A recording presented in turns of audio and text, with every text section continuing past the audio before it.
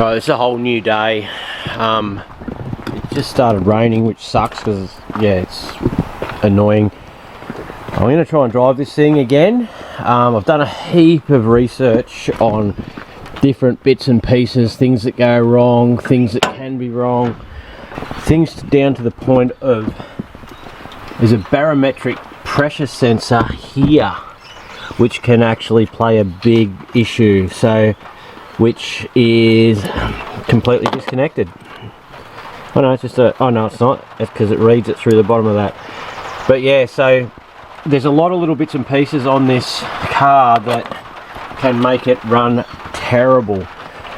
This apparently is a common thing, which is it's a earth kit.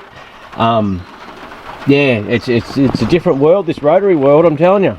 So there's little actuators and stuff as well that I've got to check to see if they're opening and shut open and closed and all this sort of stuff. So righto, I've got to move that car, so the forklift, before the yard gets too wet and I can't move it at all. Move my truck out of the way and we'll see if I can get this thing to run and we'll drive it and we'll cane the arse out of it actually. Next day, rotary life. Here we go.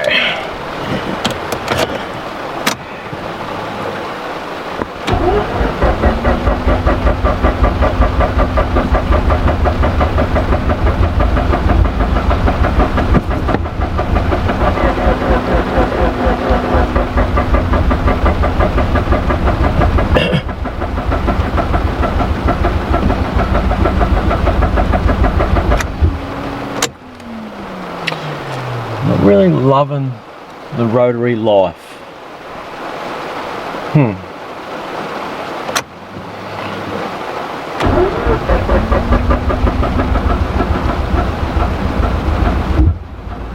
Oh, we had a fire. It fired once then. Just once. I need a lot more than that. Go again.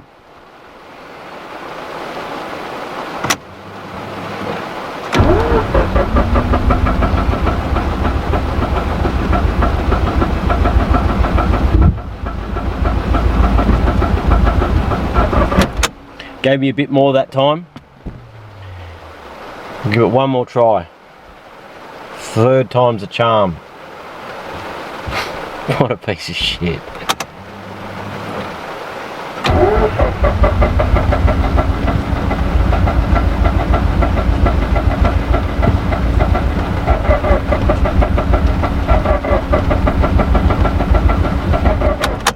No. Righto, let's jump back on. It's like once I've got enough charge in the battery, she'll start.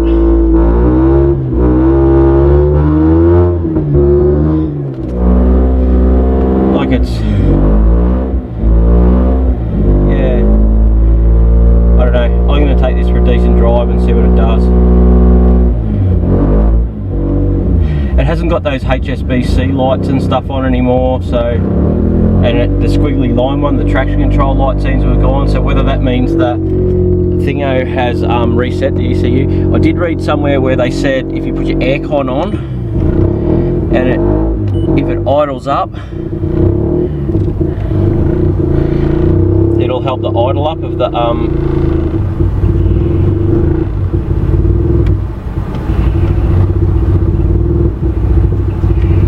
made it worse.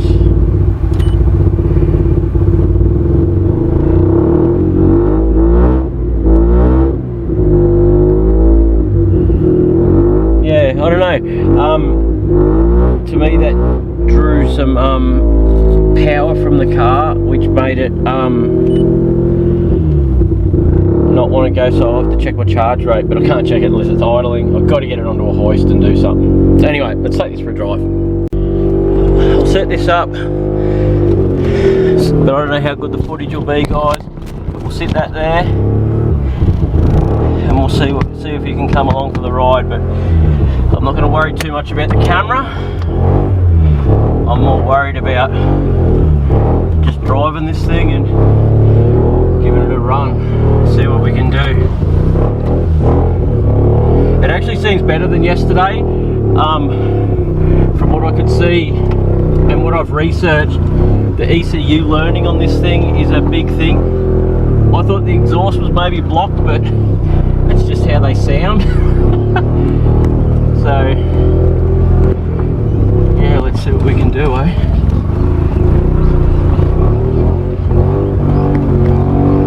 Not being able to put my seat far enough forward's a bit annoying. A bit short one end, guys. And girl, wouldn't be many girls watching. Although it is rotary content.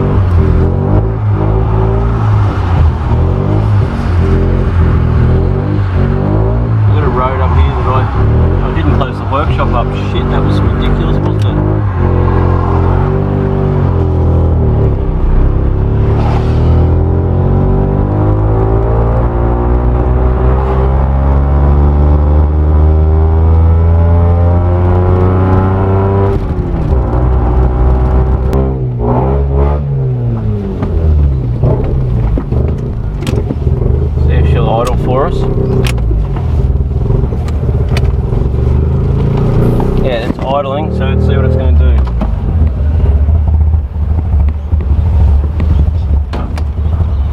It's so hard when you're so used to piston engines and the way they behave to now be, you know, carrying on with this rubbish. So what that's done is disconnected the barometric pressure switch, which sends, you know how if you watch Cletus videos and stuff, if they go to like Colorado, the air's thinner, and like today the air would be very dense because it's raining, so thick air you need, you know what I mean, for the ECU to know how much fuel to send. And apparently if that barometric thing, whenever it broke, is where it's set and it won't send extra fuel, which is maybe why it won't rev, if that makes sense. I actually have no idea, but anyway, we'll try some things and we'll do what we can. But it did restart from hot, which they reckon with these rotaries is a big thing.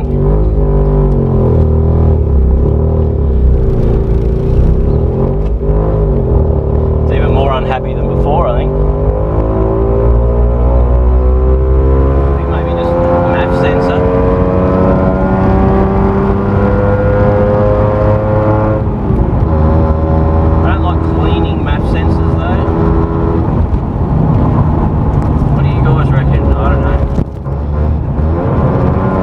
Someone on there that knows about rotaries that's screaming at me right now going, dude, it's this, I can tell.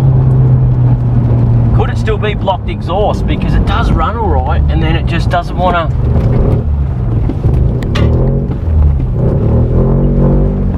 Right, I'm going to plug that sensor back in.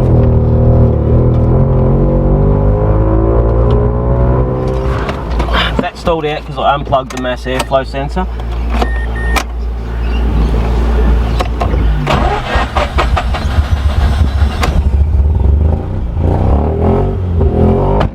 Starting, like, that's a massive bonus.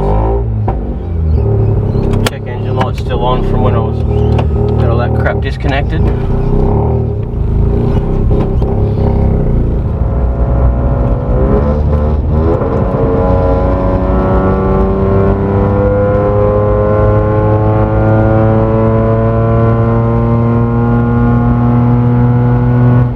That's just held flat in first. You push the clutch in button and she wants to launch.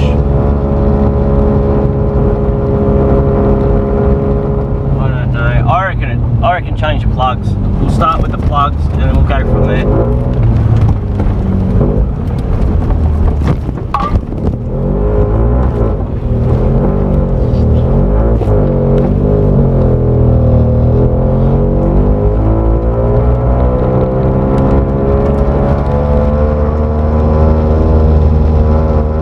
Righto, so I've made it to the servo.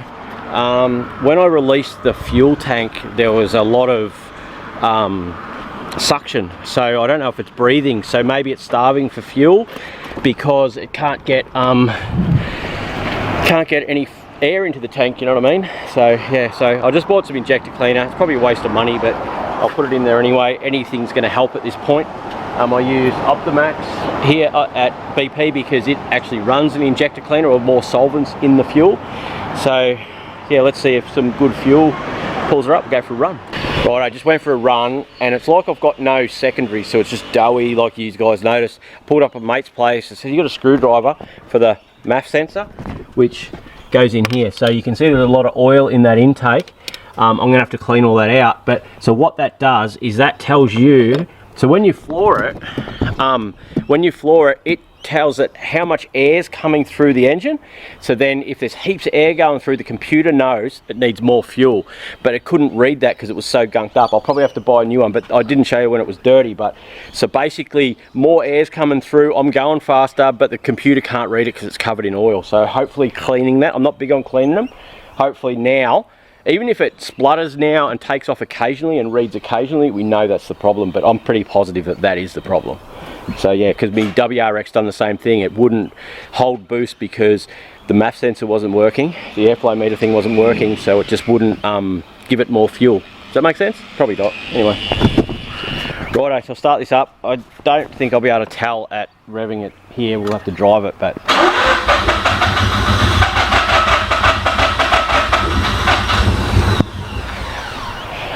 fucking rotary life.